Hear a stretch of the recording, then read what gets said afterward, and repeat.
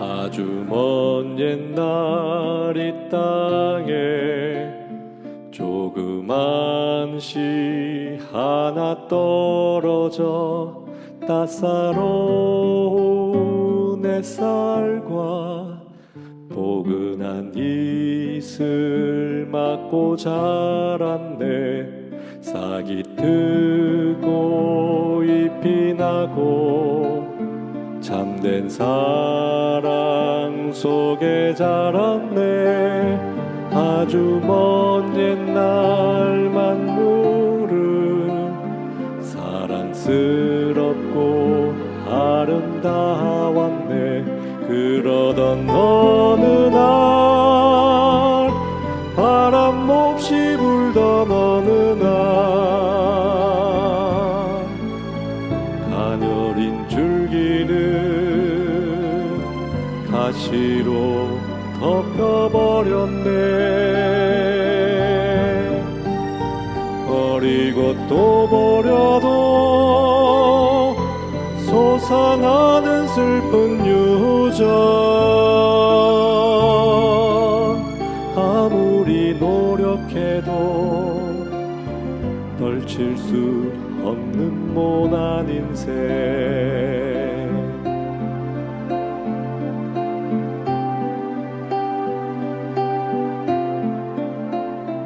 여린 가진 가시 되고 또다시 날카로운 못이 되어 님의 손과 발을 꿰뚫고 허리에서 흐르는 피 이젠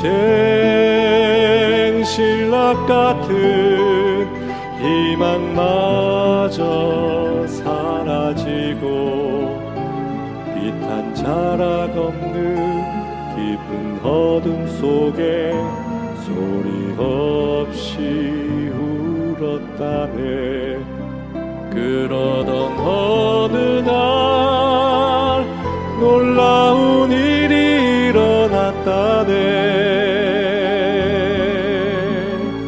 어둠과 슬픔 속에 어디선가 들려온 목소리. 그분의 흘리신 피, 나를 위해 흘린 그 피는 가시뿐인 나에게 꽃으로 임하셨다네. 그러던 어느 날 놀라운 일이 일어났다네. 끝없는 절망 속에 내게 임한 그분의 사랑, 나에게 임한 그분의 아름다움에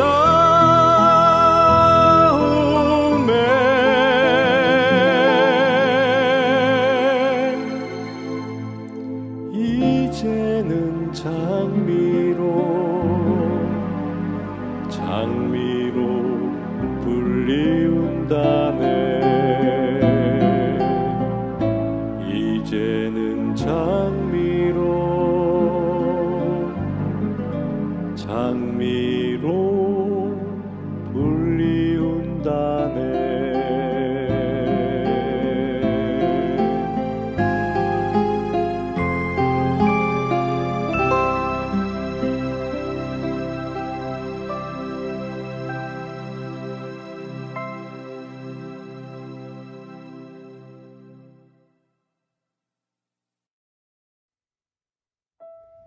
하늘에 계신 아버지, 오늘도 저희에게 생명과 호흡을 허락하여 주심에 진심으로 감사를 드립니다.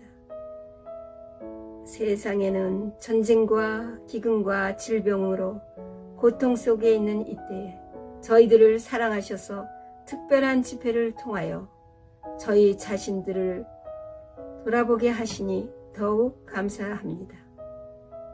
주님의 재림이 임박한 이때 저희들에게 부흥과 개혁이 있기를 원하오니 도와주시옵소서.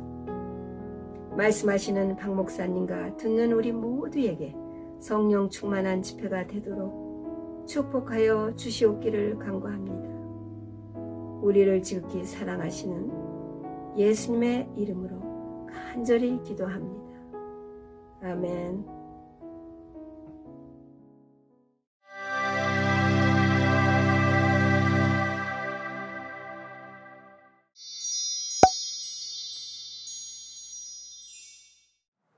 여러분 안녕하십니까? 하나님의 말씀을 듣기 위하여 오늘 이처럼 특별 신앙 부흥회에 참여하신 우리 모든 성도들과 또 각 가정에 하나님의 은혜와 평강이 풍성히 임하기를 기원합니다. 먼저 하나님의 성경 말씀 누가복음 12장 35절로 40절에 있는 말씀을 읽겠습니다. 허리에 띠를 띠고 등불을 켜고 서 있으라. 너희는 마치 그 주인이 혼인집에서 돌아와 문을 두드리면 곧 열어주려고 기다리는 사람과 같이 되라. 주인이 와서 깨어있는 것을 보면 그 종들은 복이 있으리로다. 내가 진실로 너희에게 이르노니 주인이 띠를 띠고 그 종들을 자리에 앉히고 나와 수종하리라. 주인이 혹 이경에나 혹 삼경에 이르러서도 종들의 이같이 하는 것을 보면 그 종들은 복이 있으리로다. 너희도 아는 바니 집주인이 만일 도적이 어느 때에 이를 줄 알았다면 그 집을 뚫지 못하게 하였으리라. 이러므로 너희도 예비하고 있으라. 생각지 않은 때에 인자가 오리라 하시니라. 오늘의 성경절을 한 문장으로 요약한다면 띠를 띠면 띠를 띈다 입니다. 즉 너희가 띠를 띠고 잘 준비하면 주인이 띠를 띠고 수종하는 그런 특권을 누리게 될 것이라는 것입니다. 띠에 관한 설교를 준비하면서 포털 사이트에 들어가서 띠에 대해서 좀 검색을 해보았습니다. 그랬더니 띠에 관한 한 4가지 이런 사전적인 정의를 찾을 수 있었습니다. 우선 우리가 흔히 출생과 관련해서 말하는 띠에 대한 설명이 있었습니다. 뭐 쥐띠, 돼지띠, 소띠, 닭띠, 뭐 용띠, 또 말띠처럼 말이죠. 우리나라는 예로부터 중국의 영향을 받으면서 뭐 쥐, 돼지, 닭, 원숭이, 말, 뱀, 토끼 뭐 이런 것처럼 한 사람이 태어나면 그 사람의 운명을 그 띠 동물과 연관시켜서 미래를 예지하곤 했습니다. 그리고 우리는 어른들로부터 각자의 그 띠와 또 그 띠 동물의 좋은 덕성과 의미를 들으면서 자라왔습니다. 예컨대 쥐띠는 식복이 많다. 또 잔나비띠, 원숭이띠는 손재주가 있다. 또 소띠는 부지런하다. 또 범띠는 용감하다 등에 대해서 들었습니다. 그리고 자연히 어떤 사람들은 자신의 띠 동물과 자기를 동일시하면서 각자 띠 동물의 덕성을 자기의 특성으로 삼기도 했습니다. 두 번째로 소개했던 띠는 메비우스의 띠가 있었습니다. 메비우스의 띠는 쉽게 말해서 안과 밖에 구분이 없는 띠에 대한 소개였습니다. 이 세 번째로 등장한 것은 식물 중에 아마 이 띠라는 게 있나 보더라고요. 그래서 볕과 식물의 띠에 대한 소개가 있었습니다. 그래서 아주 옛날에는 그 띠를 엮어다가 이렇게 비 올 때 우비를 만들어 입었다는 설명도 보았습니다. 그리고 네 번째로 마지막에 등장한 띠는 오늘 우리가 다루려고 하는 띠입니다. 대개 이렇게 허리에 둘러서 우리의 옷을 단단하게 고정시켜주는 것이 띠라고 정의했습니다. 이 띠는 우리 복식의 가장 원시적인 형태로 처음에 의복을 입어 몸에 고정시킬 목적으로 사용했지만 점차 의복의 장식물로서 어떤 품계를 구별하는 데 중점을 두게 되었습니다. 역시 띠의 역사는 의복과 함께 이렇게 시작을 했습니다. 세상에는 정말 많은 종류의 띠가 있는데 대개 띠는 그 신체에 매는 부위에 따라 그 종류가 다양하게 불립니다. 우선 그 띠를 머리에 띠면 머리띠가 됩니다. 머리띠는 흔히 노동자들이 자기의 뜻을 관철시키려고 할 때에 자기들이 가진 어떤 결연한 의지를 내비칠 때에 머리띠를 두릅니다. 학생들도 종종 공부를 열심히 하겠다 하는 준비와 각오를 다질 때 머리에 띠를 띱니다. 예전에 보면 어떤 병석에 누운 환자도 아주 머리가 아플 때에 머리에 띠를 띠기도 합니다. 그리고 예전에 우리 시골 상갓집에 가보면 부모님을 여인 상주들이 이렇게 조문객을 맞을 때에 짚을 꼬아서 새끼줄을 만들어서 머리에 띠를 띠기도 했습니다. 띠를 허리에 두르면 허리띠가 됩니다. 가령 운동선수가 아니더라도 이 학교 운동회에서 보면 달리기 시합에서 이기기 위해서 허리춤을 띠로 묶는 모습을 종종 볼 수 있습니다. 경기에서 이기기 위해서 단단히 옷을 붙들어 맵니다. 예전에는 보면 동네 잔치 같은 게 벌어지지 않습니까?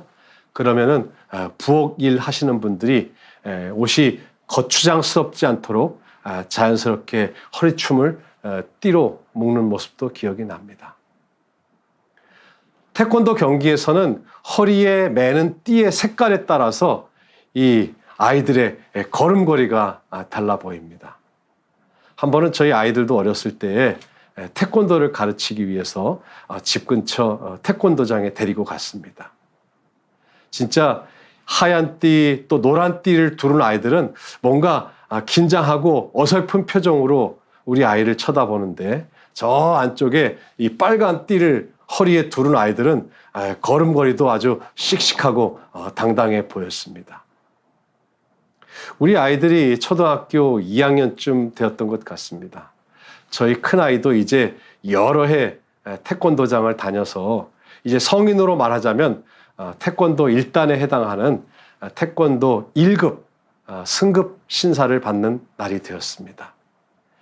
태권도 승단 심사나 승급 심사는 국기원이라고 하는 국가 공인기관에서 실시하는데 저희 아이도 아마 그 수원 실내 체육관에서 심사를 받았던 것 같습니다. 그 해는 아주 추운 겨울이었어요. 물론 실내 난방을 했지만은 플로어에 맨발로 서 있는 모습이 안쓰러워 보였습니다. 게다가 부모들은 저 멀리 관중석에서 아이가 심사받는 모습을 지켜봐야 했습니다. 심사 과정 중에 여러 주먹 찌르기 또 발차기 이런 품새 심사가 있었고 그다음에 품새 심사에 이어서 자유대련이라고 해가지고 무작위로 두 아이들을 짝지어서 서로 겨루게 하는 과정이 있습니다. 아주 멀리서 봤더니 나름 우리 아이가 품새는 꽤 씩씩하게 잘 해내서 저와 저희 아내는 아이에게 아주 박수와 환호를 보냈습니다. 이제 자유 대련 시간이 되었습니다. 초등학교 아이 둘이 무작위로 짝을 지어서 줄이 선 모습이 눈에 들어왔습니다. 이 부모는 자식을 바라보는 데 있어서 좀 비겁한 데가 있는 것 같습니다. 왜냐하면 마음속으로 제발 우리 아이 상대는 우리 아이보다 체구도 작고 좀 약한 상대가 걸렸으면 하고 바랬습니다. 아주 멀찌막해서 봤더니 우리 아이와 자유 대련을 할 아이가 정해져서 우리 아이 사범님이 한 여자아이랑 우리 아이 손을 붙잡게 하는 모습이 보였습니다. 저와 제 아내는 거의 동시에 여보, 우리 민혁이 손잡고 있는 애가 여자애 아니야? 다행이다. 그러면서 좋아했던 기억이 있습니다. 속으로 우리 애보다 덩치도 크고 힘이 센 아이가 상대였다면 자유대련을 할 때에 얼마나 속상했겠습니까? 아무튼 그때 저희 아이는 여자아이와 무사히 자유대련을 마쳤고 품띠를 땄습니다. 우리나라 조선시대에는 관리들이 허리에 띠는 띠의 모양이나 색깔에 따라서 이 품계를 구별했습니다. 허리에 띠는 그 당시 관리들의 신분을 나타냈고 그 띠의 모양이나 색깔이 권위를 상징하기도 했습니다. 그리고 띠를 이렇게 손목에 두르면 손목띠가 됩니다. 테니스 선수들이 손목에 띠를 둘러서 이렇게 땀을 닦기도 하고 또 역기를 드는 역도 선수들 역시 손목에 띠를 둘러서 손목 힘을 더 잘 쓰도록 지탱해주는 역할을 하기도 합니다. 띠의 종류는 참 많은데 은행에 가면 뭐 1,000원권이든 10,000원권이든 약 한 100장씩 이렇게 한 묶음으로 돈을 묶는 돈띠도 있습니다. 다른 나라에서는 잘 보기 힘든데 우리나라는 아기 엄마들이 아기를 등에 업을 때에 편리하도록 아기띠라는 것을 사용하기도 합니다. 띠는 때로 이렇게 울타리 역할을 하는데 어느 지역이나 건물 안에서 이 범죄가 발생하면 경찰들이 출동을 해서 사람들이 임의로 출입하지 못하도록 폴리스 라인이라는 띠를 띱니다. 또 어떤 행사에서는 사람과 사람이 서로 손에 손을 마주잡고 이렇게 둥글게 원을 그리면서 인간 띠를 만들기도 합니다. 인간 띠는 어느 단체의 연합이나 의지를 혹은 다른 사람들에게 드러낼 때에 종종 만드는 띠입니다. 이처럼 띠는 매우 여러 가지 종류와 또 형태를 가지고 있습니다. 사람들은 대개 언제 띠를 두를까 생각해 보았습니다. 주로 어떤 중요한 일을 앞두고 어떤 각오와 준비를 다질 때에 띠를 두르고는 했습니다.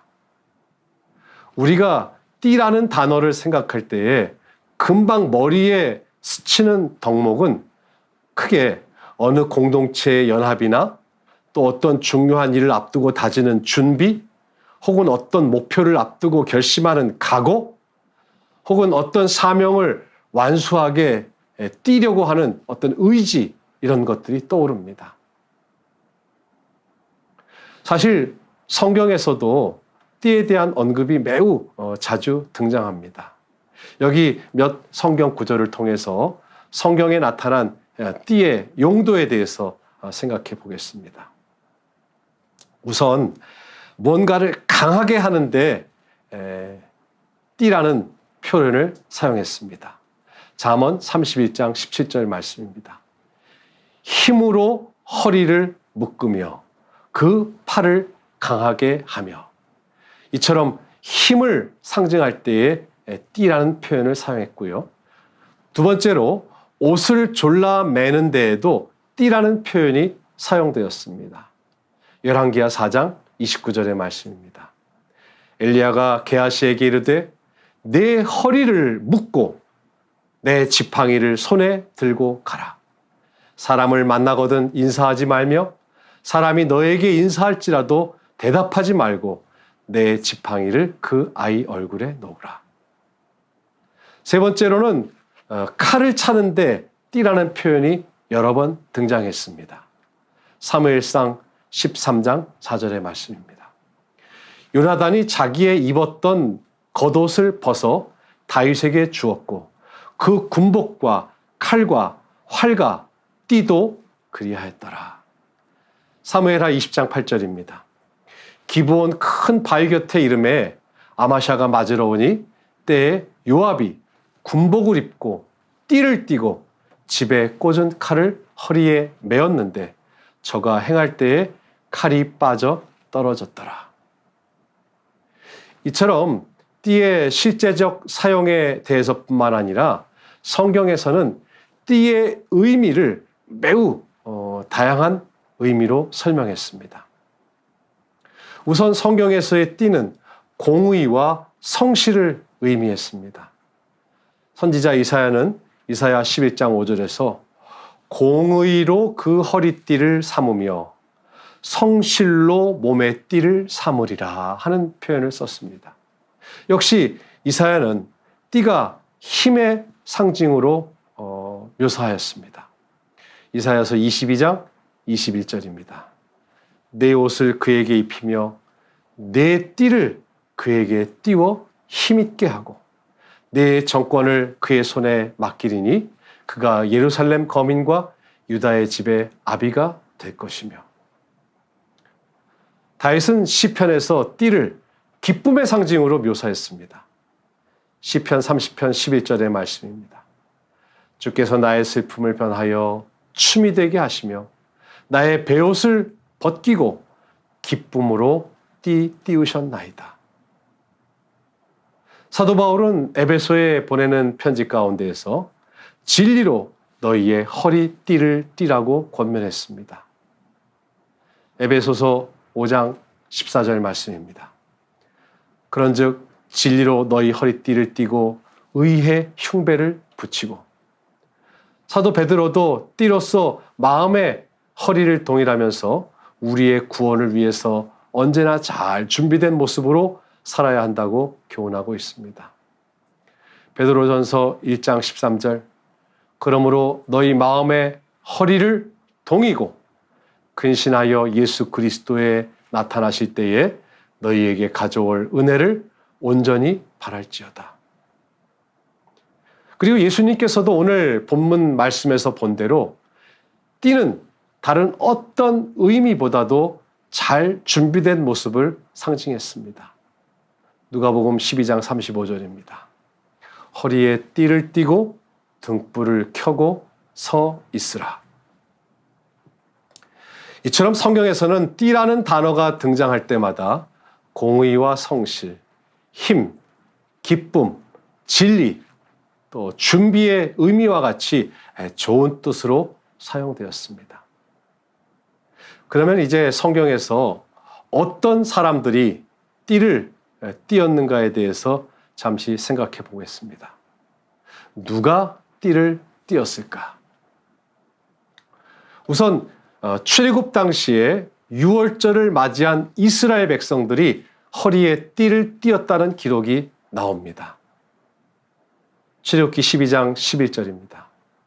너희는 그것을 이렇게 먹을지니 어떻게 해요? 허리에 띠를 띠고 발에 신을 신고 손에 지팡이를 잡고 급히 먹으라. 이것이 여호와의 유월절이니라. 유월절은 이스라엘 민족에게 있어서 대단히 중요한 사건이었습니다. 죄악된 세상을 표상하는 애굽에서의 생활을 청산하고 하나님께서 약속하신 가나안 땅으로 향하는 출발점이었습니다. 약속의 땅으로 향하는 그들은 허리에 띠를 띠어야 했습니다. 허리에 띠를 띈다고 하는 것은 그들의 사명을 완수하기 위한 준비였습니다. 그들은 그들의 허리에 띠를 풀어놓고 안주해서는 안 되었습니다. 애굽은 그들의 고향이 아니었고 언젠가는 떠나야 할 땅이었습니다. 일상생활에서 사실 띠라고 하는 것은 별로 두드러지지는 않지만 활동에 대단히 영향을 미칩니다. 아마 여러분 중에 이 띠가 늘어났거나 띠가 풀어져 본 경험이 한두 번씩은 있을 것입니다. 저도 이 집안일을 거둘 때에 편한 반바지를 입습니다. 한 번은 반바지를 꺼내 입었는데 허리 부분에 고무줄이 많이 늘어져 있었습니다. 그래서 이 반바지가 쑥 흘러내리지는 않아도 그렇다고 이 허리를 꽉 조여주지 못했습니다. 그러니까 여간 신경 쓰이는 것이 아니었습니다. 차라리 바지가 흘러내릴 정도면 얼른 다른 옷으로 갈아입을 텐데 한번 축혀 올려 입고 또 흘러내리면 또 축혀 올려 입었던 기억이 있습니다. 띠는 반드시 단단히 조여져야 마음 놓고 야무지게 활동할 수 있습니다. 이스라엘 백성에게는 애굽에 내려간 이후 한 사명이 있었습니다. 죄악된 세상에서 나와 약속의 땅으로 향해야만 하는 사명이 있었습니다.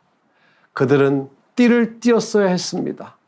그들에게는 사명이 있었기 때문입니다. 우리는 나그네 인생길을 살아가고 있습니다. 이 세상이 우리가 안주해야 하는 땅은 아닙니다. 우리도 이 죄악된 세상을 떠나 하늘 가나안으로 향해야 합니다. 그 길이 멀고 험해도 그것이 우리 모두의 본향이기 때문입니다. 시대의 징조는 예수님의 재림이 심히 임박하였음을 우리에게 경고하고 있습니다. 허리에 띠를 띄어야 하겠습니다. 띠를 풀어서는 안 되겠습니다. 애굽을 나서는 이스라엘 백성들에게 모세는 단단히 권고합니다. 허리에 띠를 띠고 약속의 땅을 향해 가는 사명을 가진 자로서 준비하라고 말입니다.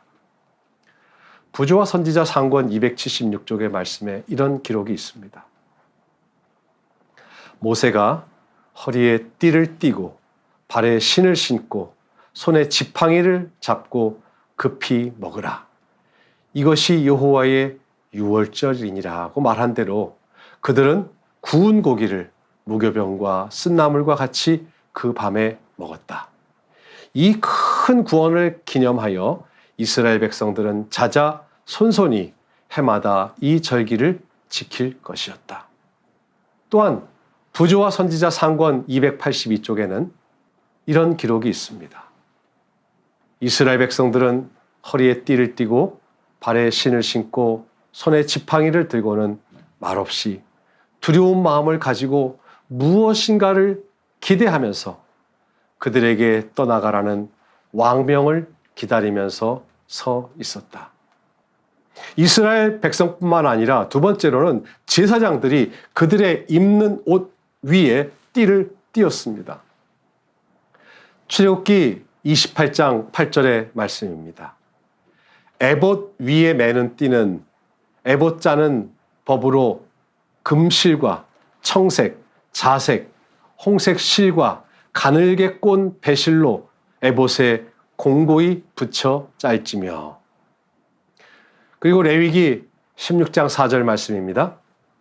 거룩한 세마포 속옷을 입으며 세마포 고위를 살에 입고 세마포 띠를 띠며 세마포 관을 쓸지니 이것들은 거룩한 옷이라 물로 몸을 씻고 입을 것이며.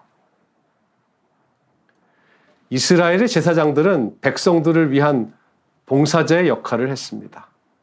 그들은 하나님의 성전에서 봉사하는 사명을 가졌습니다. 특별히 레위기 16장은 대속죄일에 관한 규례를 담고 있는데 한 해 동안 백성들의 죄가 도말되는 엄숙한 순간에 제사장은 특별히 구별된 제사장의 세마포 띠를 띤 의복을 갖추고 봉사하였습니다. 부조와 선지자 상권 353쪽에 직무에 따라 특별한 복장이 제사장들을 위하여 지정되었다. 내 형 아론을 위하여 거룩한 옷을 지어서 영화롭게 하라. 하나님께서 모세에게 지시하셨다. 보통 제사장의 예복은 흰 세마포로 만들어졌으며 통으로 짰다. 그것은 거의 발에까지 늘어졌고 청색, 자색, 홍색 실로 수놓은 흰 세마포로 띠로 허리를 둘렀다. 그리고 세마포 두 권을 쓰면 완전한 복장이 되었다. 제사장들은 온전한 봉사를 위하여 띠를 띄었습니다. 오늘날 우리도 하나님 앞에 설 때에 사도 베드로가 베드로전서 1장 13절에 권면한 대로 마음에 허리를 동이고 근신하여 예수 그리스도에 나타나실 때에 우리에게 가져다 주실 은혜를 온전히 바라며 하나님 앞에 나아가시게 되기를 바랍니다. 오늘 우리도 띠를 띠고 마음의 허리를 동이고 하나님 앞에 서시기를 간절히 바랍니다. 이스라엘 백성, 또 제사장뿐만 아니라 엘리야도 띠를 띈 사람이었습니다. 열왕기하 1장 8절 말씀 보겠습니다. 저희가 대답하되 그는 털이 많은 사람인데 허리에 가죽띠를 띄었나이다. 왕이 가로되 그는 디셉 사람 엘리야로다. 엘리야는 하나님의 기별과 사명을 가진 사람이었습니다. 그런데 그 엘리야를 특징 짓는 용모는 그가 띠를 띤 사람이었다고 하는 것입니다. 이 성경절의 배경은 이렇습니다. 아합 왕이 죽은 후에 그의 아들 아하시야도 하나님 보시기에 악을 행했습니다. 바알을 숭배했고 그러던 어느 날 그의 다락 난간에서 떨어져서 심한 상처를 입게 됩니다. 선지자와 왕 142쪽에 자세한 표현이 있습니다. 다락 난간에서 떨어진 아하시야는 심한 상처를 입고 있을 수 있는 결과를 두려워한 나머지 그의 종을 에그론의 신 바알세부백에 보내어 그가 낫겠는지 아니 낫겠는지를 물어보게 하였다. 에그론의 신은 그 사제를 매개체로 하여 미래의 시간에 관한 기별을 준다고 생각되었다. 많은 수요의 백성들이 그에게 들으러 갔으나 거기서 들은 예언과 받은 기별은 흑암의 왕에게서 나왔다. 아하시야의 종들은 도중에 하나님의 사람을 만났는데 그는 기별을 주면서 왕에게 돌아가라고 지시하였다. 이스라엘에 하나님이 없어서 너희가 에그론의 신 바알세부백에 물으러 가느냐? 그러므로 여호와의 말씀이 내가 올라간 그 침상에서 내려오지 못할지라 내가 반드시 죽으리라 하셨다 하라. 그의 기별을 전하고 선지자는 떠나갔습니다. 놀란 종들은 급히 왕에게 돌아가 하나님의 사람의 말을 전달하였다. 왕은 그 사람의 모양이 어떠하더냐고 물었다. 그때 그들은 그는 털이 많은 사람인데 허리에 가죽띠를 띄었나이다 라고 대답하였다. 아하시야는 그는 디셉 사람 엘리야로다 라고 부르짖었다. 만일 그의 사자들이 만난 낯선 사람이 엘리야라면 그에게 선고된 운명의 말이 틀림없이 성취될 것을 알았다. 만일 할 수만 있다면 닥쳐올 형벌을 돌이키기 위하여 선지자를 부르러 보내기로 결심하였다. 아니, 당시에 허리에 띠를 띤 사람이 어디 한두 사람이었겠습니까? 왕이 보낸 종이 길에서 만난 사람에 대해서 보고한 정보라고는 그저 그는 털이 많은 사람인데 허리에 가죽띠를 띄었나이다. 이게 전부였습니다. 그럼에도 불구하고 아하시야는 이들이 길에서 만난 사람이 엘리야인 걸 알았습니다. 아마도 엘리야는 항상 허리에 띠를 띤 사람이었을 것으로 추측해 볼 수 있습니다. 이처럼 아하시야 왕은 하나님 앞에서 죄를 범했고 죽을 운명에 처하게 되었습니다. 선지자 왕 142쪽입니다. 아하시야 왕의 범죄와 그가 받은 형벌의 역사 속에는 만일 무시한다면 형벌을 피할 수 없는 경고가 담겨져 있다. 오늘날 사람들은 이교의 신들은 섬기지 않을지 모르나 무수한 사람들이 이스라엘의 왕이 행한 것과 똑같이 사단의 사당에서 예배하고 있다. 우상 숭배의 정신은 비록 과학과 교육의 영향으로 말미암아 아하시야가 에그론의 신에게 구하던 당시보다 더 세련되고 매혹적인 형태를 취하기는 하였으나 오늘날 세상에 편만해 왔다. 분명한 예언의 말씀에 대한 믿음은 줄어들고 그 대신 미신과 사단의 요술에 많은 사람의 마음이 사로잡히고 있다. 이러한 서글픈 증거가 증가하고 있다. 엘리야는 띠를 띠고 그가 전해야 할 사명에 충실했습니다. 진실되고 정직하여 왕조차도 그의 말을 두려워할 만큼 권위와 능력이 있는 선지자였습니다. 우리가 잘 아는 대로 침례 요한 역시 띠를 띈 사람이었습니다. 마가복음 1장 6절 말씀 보겠습니다. 요한은 약대 털을 입고 허리에 가죽 띠를 띠고 메뚜기와 석청을 먹더라. 침례 요한도 이 사명이 있는 사람이었습니다. 재미있는 사실은 침례 요한을 특징 짓는 용모 역시 띠를 띤 사람이었다는 것입니다. 요한은 광야에 외치는 자의 소리로서의 사명을 다했습니다. 약대털을 입고 가죽 띠를 띠고 사람들에게 예수 그리스도를 소개했습니다. 보라, 세상 죄를 지고 가는 하나님의 어린 양이로다. 시대소망 1권 84쪽. 회개하라, 천국이 가까웠느니라. 이 말은 새롭고도 이상한 능력으로 사람들을 감동시켰다. 그의 태도와 의복은 엘리야 선지자와 비슷하였다. 그는 엘리야의 심령과 능력으로 국가적인 부패를 비난하고 널리 퍼진 죄들을 견책하였다. 그의 말은 직설적이었고 날카로우며 또한 확신시키는 힘이 있었다. 오늘 본문의 말씀에서 본 대로 예수님께서는 종이 띠를 띠고 자기의 사명을 다하면 오히려 주인이 종을 위해서 띠를 띈다는 아름다운 이야기를 전해주고 있습니다. 누가복음 12장 37절 말씀입니다. 주인이 와서 깨어있는 것을 보면 그 종들은 복이 있으리로다. 내가 진실로 너희에게 이르노니 주인이 띠를 띠고 그 종들을 자리에 앉히고 나와 수종하리라. 오늘 본문의 말씀은 이 성만찬 예식을 연상시켜 줍니다. 허리에 띠를 띠고 등불을 켜고 서 있으라.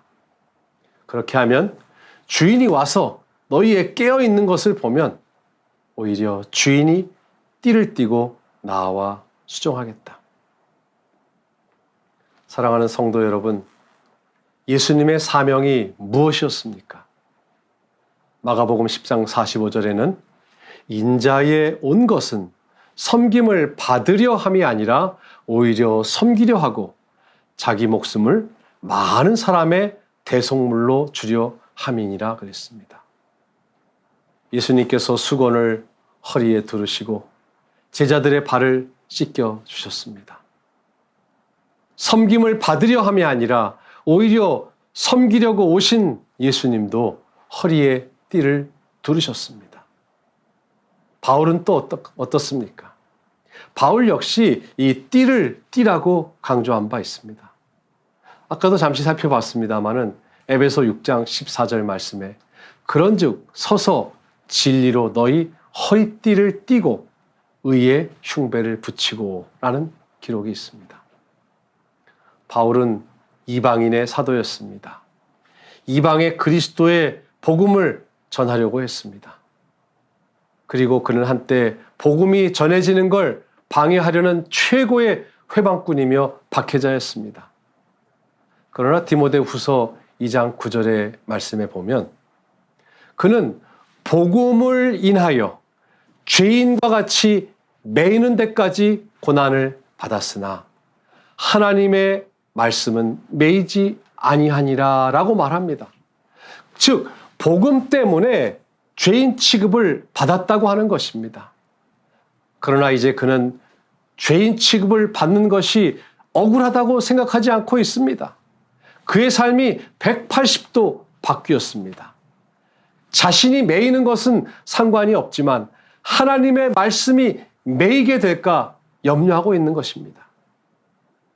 제가 가지고 있는 이 성경은 영한대역 성경인데 여기에 하나님의 말씀은 매이지 아니하니라를 영어 성경에는 God's word is not 체인드라고 되어 있습니다. 여러분 체인 아시죠? 쇠사슬 말입니다. 우리가 잘 아는 대로 바울은 복음 때문에 무수히 고문과 핍박을 받았습니다. 여러분, 특히 이 젊은 여성분들, 프랑스 명품 패션 브랜드 중에 에르메스라는 고가의 브랜드를 들어보셨을 겁니다. 저도 조금 전에 궁금해서 포털 사이트에 들어가서 검색을 해봤어요. 그랬더니 그 에르메스 가방 하나에 6천만 원, 또 가방 하나에 1억 원이 넘는 제품들이 올라와 있었습니다. 그런데 사도 바울의 별명이 바로 이 에르메스였다는 거 아셨습니까? 한 번은 사도 바울이 르스드라 성에 가서 복음을 전했습니다. 사도행전 14장 6절로 10절의 말씀을 보겠습니다. 저희가 알고 도망하여 루가오니아의 두 성 루스드라와 더베와 및 그 근방으로 가서 거기서 복음을 전하니라. 루스드라에 발을 쓰지 못하는 한 사람이 있어 앉았는데 나면서부터 앉은뱅이 되어 걸어본 적이 없는지라. 바울의 말하는 것을 듣거늘 바울이 주목하여 구원받을 만한 믿음이 그에게 있는 것을 보고 큰 소리로 가로되 네 발로 바로 일어서라 하니 그 사람이 뛰어 걷는지라. 11절과 12절의 말씀 이어서 보겠습니다. 무리가 바울의 행한 일을 보고 루가오니아 방언으로 가로되 신들이 사람의 형상으로 우리 가운데 내려오셨다 하여 바나바는 스스라 하고 바울을 그 중에서 말하는 자이므로 허메라 하더라. 바울은 뭐라고요? 바울은 허메, 바로 명품 브랜드 에르메스라고 불렀다고 합니다. 루스드라 성 사람들은 앉은뱅이를 고쳐 일으켰던 바나바는 스스, 그러니까 로마 신화에서는 주피터로 알려져 있고 그리스 신화에서는 제우스로 알려진 신들 중에 신으로 추앙했습니다. 그리고 바울은 허메, 그러니까 로마 신화에서는 머큐리로 알려져 있지만 그리스 신화에서는 에르메스, 성경에 허메로 부르면서 신으로 삼고자 했습니다. 이처럼 루스드라 성에서 바울과 바나바가 앉은뱅이를 걷게 하고 이들의 인기가 높아지자 유대인들이 이 사람들을 시기해서 돌로 쳐 죽이려고 했던 그 위기의 장소가 바로 루스드라 성입니다. 혹자는 말하기를 사도 바울이 인류 역사상 가장 건망증이 심한 사람이라고 말합니다. 왜냐하면 바울과 바나바가 이 루스드라에서 복음을 전하러 갔다가 돌에 맞아 죽을 뻔한 데다 또 루스드라 성 사람들이 특별히 바울은 돌에 맞아 죽은 줄로 알고 성 사람들이 성 밖에 내다 버렸습니다. 사도 바울의 목숨은 붙어 있었지만 루스드라 성 사람들은 그가 죽은 줄로 알았어요. 사도행전 14장 19절 또 20절 말씀 보겠습니다. 유대인들이 안디옥과 이고니온에서 와서 무리를 초인하여 돌로 바울을 쳐서 죽은 줄로 알고 성 밖에 끌어내치니라. 그런데 몇 달도 채 지나지 않아서 사도 바울은 그리스도의 복음을 전하기 위해 다시 루스드라 성에 들어갑니다. 조금 전 사도행전 14장의 말씀을 봤습니다만 이번에는 사도행전 16장이 어떻게 시작되는지 보실까요? 사도행전 16장 1절과 2절의 말씀입니다. 바울이 더베와 루스드라에도 이름에 거기 디모데라 하는 제자가 있으니 디모데를 처음 만난 장소가 루스드라였습니다. 그 모친은 믿는 유대 여자요 부친은 헬라인이라. 디모데는 루스드라와 이고니온에 있는 형제들에게 칭찬받는 자니. 여러분은 여러분을 돌로 쳐서 죽은 줄로 알고 내쳤던 성에 다시 돌아갈 수 있겠습니까? 아마 그 방향으로는 얼씬도 하지 않는 것이 인지상정일 것입니다. 그러니 바울을 일컬어서 인류 역사상 가장 건망증이 심한 사람이라고 할 만하지 않겠습니까? 실제로 예언의 신의 말씀에도 사도행적 130쪽에 보면 격분한 폭도들은 죽은 줄로 알고 성 밖에 끌어내쳤다고 기록되어 있습니다. 계속해서 142쪽에 바울은 이전에 위험에 처하였던 루스드라에 이르렀다. 그는 그의 수고로 복음을 받아들인 사람들이 시련의 시험을 어떻게 견디고 있는지를 몹시 보고 싶었다. 그런데 루스드라 신도들이 난폭한 반대에 직면해서도 굳게 믿음을 지키고 있었다는 사실을 발견하고는 그는 실망하지 아니하였다. 사도 바울, 그는 그의 사명을 완수하기 위하여 죽음도 두려워하지 않았습니다. 바울은 그 자신이 진리로 허리띠를 띠고 그 복음을 전했습니다. 그리고 그는 자신이 세우고 돌보았던 교회들에게 사명을 다하도록 격려했습니다. 바울은 너희도 진리로 허리띠를 띠라고 가르쳤고 골로새 교회에 보내는 편지 가운데서도 사랑의 띠로 온전히 하나가 되라고 교훈했습니다. 골로새서 3장 14절 말씀입니다. 이 모든 것 위에 사랑을 더하라. 이는 온전하게 매는 띠니라. 사실 베드로도 띠를 띠는 일의 중요성에 대해서 강조한 바가 있습니다. 베드로전서 1장 13절 그러므로 너희 마음의 허리를 동이고 근신하여 예수 그리스도에 나타나실 때에 너희에게 가져올 은혜를 온전히 바랄지어다. 사도 베드로 역시 허리를 동이고 띠를 띠고 준비하라고 가르치고 있습니다. 이제 말씀을 정리하면서 우리는 성경에 등장한 많은 사람들이 띠를 띠어서 각자에게 맡겨주신 그런 중요한 사명들을 성실하게 감당했다고 하는 것을 알 수 있었습니다. 이처럼 띠를 띈 사람들에게는 분명한 공통점이 있었습니다. 스스로 띠를 띠었던, 띠를 띠라고 교훈하였던 이들은 모두가 다 봉사와 사명을 위한 준비에 아주 철저한 사람들이었습니다. 오늘 우리에게도 사명이 있습니다. 곧 오실 예수 그리스도의 재림 준비를 위한 특별한 사명이 우리에게 있습니다. 6월절 이스라엘 백성들이 띠를 띈 것처럼 하늘 가나안을 향해 순례하는 우리 모두가 이 땅에 안주하지 말고 띠를 띠고 생애하시기를 바랍니다. 성전 봉사를 위해서 제사장들이 띠를 띈 것처럼 하늘 성소의 왕 같은 제사장들로서 여러분 모두가 띠를 띠시게 되기를 간절히 바랍니다.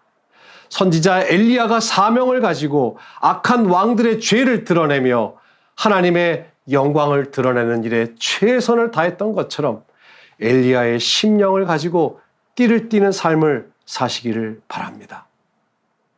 침례 요한이 광야에 외치는 자의 소리로서 띠를 띠고 그의 사명을 다했듯이 우리도 띠를 띠고 세상을 향하여 회개하라 천국이 가까웠느니라 하는 복음을 증거하는 삶을 사시기를 바랍니다. 예수님께서 수건을 허리에 두르시고 인자에 온 것은 섬김을 받으려 함이 아니요 오히려 섬기러 왔노라고 그분의 사명을 이루셨던 것처럼 우리도 겸손히 띠를 띠고 우리에게 주어진 사명을 다하시기를 간절히 바랍니다. 사도 바울이 진리의 띠를 띠라, 사랑의 띠로 온전히 하나가 되라 이렇게 교훈한 것처럼 우리도 죽음이 이르러 올지라도 요동치 말고 사명을 가진 성도들이 되시기를 간절히 바랍니다. 사도 베드로 역시 그리스도 나타나실 때까지 허리에 띠를 띠고 우리에게 주어진 사명을 다하라고 권고한 것처럼 재림을 위한 준비에 더욱 박차를 가하시게 되기를 간절히 바랍니다. 사랑하는 성도 여러분, 남은 때가 없습니다. 히브리서 10장 37절 말씀 보겠습니다. 잠깐 후면 오시리가 오시리니 지체하지 아니하시리라. 사랑하는 성도 여러분, 띠를 띠시기 바랍니다. 우리에게 맡겨진 사명을 이루기 위한 준비로서 띠를 띠시기를 간절히 바랍니다. 남은 때가 없습니다. 오늘은 우리가 띠를 풀어 헤쳐놓고 있을 때가 아닙니다. 오늘은 단단히 띠를 졸라매고 우리의 사명을 알고 우리의 사명을 실천해야 할 때입니다. 예수님께서 약속하셨습니다. 너희가 띠를 띠면 내가 너희를 위하여 띠를 띠고 수종하리라. 사랑하는 성도 여러분, 우리에게 맡겨진 사명을 이루기 위한 준비로서 띠를 띠는 저와 여러분이 되시기를 간절히 바라면서 말씀을 마치겠습니다.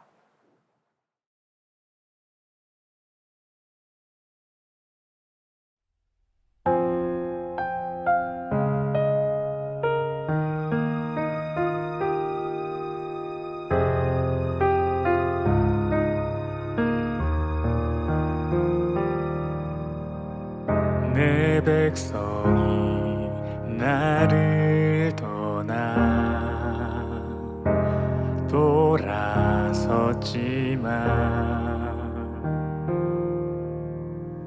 내 사랑이 내 백성을 포기 못하니 내 모든 것 내어주고 나 그들을 얻으리라. 여호와께 돌아가자. 우린 돌아서도 그는 변치 않네. 여호와께 돌아가자. 우린 넘어져도 그 사랑 영원하네.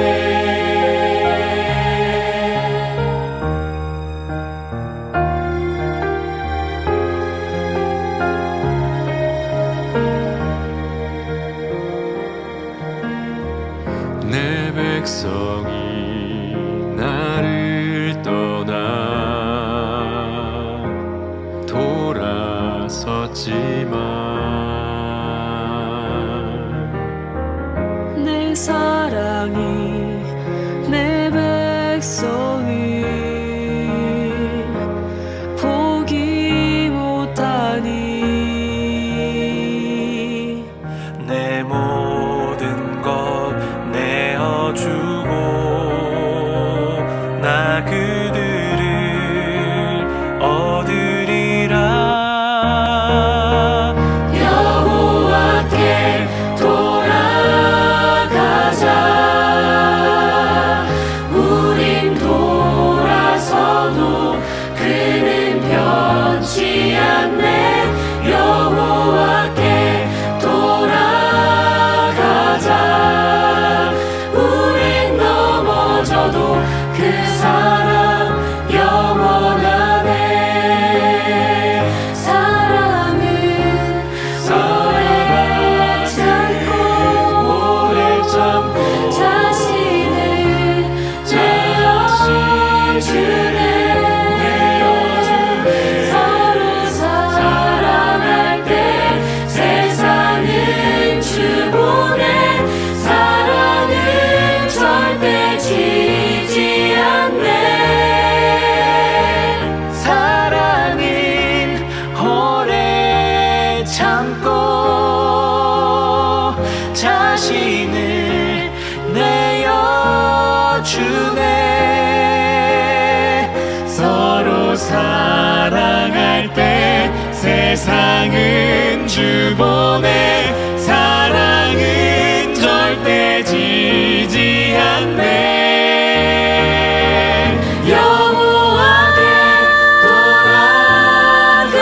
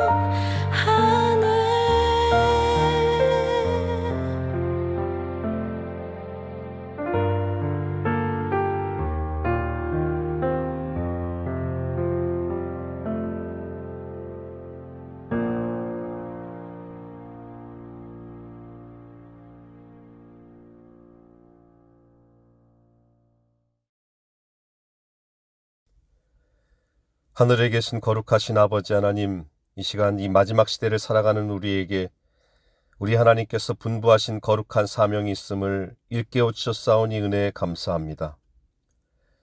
이 세상의 모든 죄악을 심판하시고 우리 하나님의 귀한 백성을 구원하시기 위하여 우리 주님이 이 땅에 다시 오심이 심히 임박한 이때에 저희 모두로 나태하거나 게을러지지 않도록 붙들어 주시옵시고 하늘 가나안을 향한 순례자로서 세상 유혹에 빠지지 않게 하여 주시옵소서. 아버지 하나님 또한 이 마지막 시대를 사는 저희들로 허리에 띠를 띠고 한 영혼이라도 더 구원하기 위하여 힘쓰는 우리 주님의 귀한 종들이 다 되게 하여 주시옵소서. 아버지 하나님, 특별히 우리 미주 지역 성도들을 기억하여 주시옵시고 우리 모든 성도들이 하나님을 신실히 믿고 따를 때에 우리 있는 곳에서 우리에게 맡겨진 사명을 잘 깨달아 알게 하시고 또한 우리 주님께서 맡겨주시는 사명을 넉넉히 감당할 수 있도록 힘과 지혜와 능력을 더하여 주시옵소서. 이 모든 말씀 사랑과 은혜가 풍성하신 우리 주 예수님의 이름으로 간절히 기도하옵나이다. 아멘.